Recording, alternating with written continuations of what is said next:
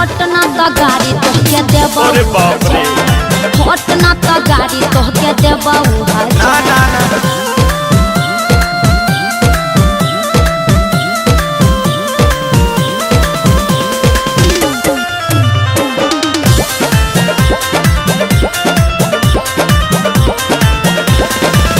हमके देखावा काले जात बाड़ू ठाप के बड़का हीरोइन तू बुझेलू अपने आप के। का बुझी सुन ला मूड मत खराब कर बढ़ल जाता टेंशन अपना के बुझा जानी तू रोशन। देखावा काले जात बाड़ू ठाप के बड़का हीरोइन तू बुझेलू अपने आप के। अरे वो तो हम हइये हैं कि देखा ही में ढोढ़ी मुँह संभाल के बोलो। अरे लगताई ना आँख तार खराब बता। देखा ही में ढोढ़ी तोहर लगताई ना। देखा ही में ढोढ़ी तोहर लगताई ना। अब नहीं होता बरादा अब नहीं होता बरादा। सुन ले हटना तो गाड़ी तोहके देबा हजार। हटना तो गाड़ी तोहके देबा हजार।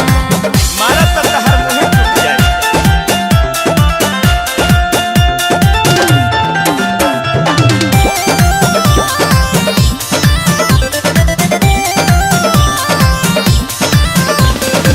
पवन झारखंड नहीं देखा हल चल के। अच्छा निराला जिसे रही हम बगाल के। काहे खातिर भूत होगा खा जाई। हाँ छैला सुनील बाड़ा सबसे बदमाश हो तोहके न मिली जवन पहले बाड़ा आस हो। डॉक्टर रविंदर नहीं देखा हल चल के।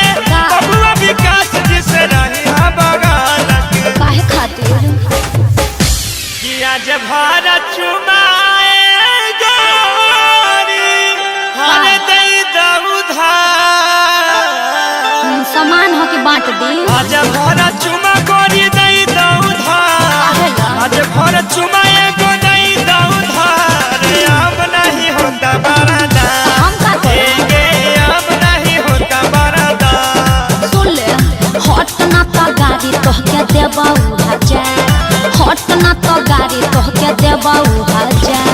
गोरखी के गोरखी चला दियो घर। गोरखी के गोरखी चल दियो घर। अब नहीं होता बरादा देंगे अब नहीं होता बरादा।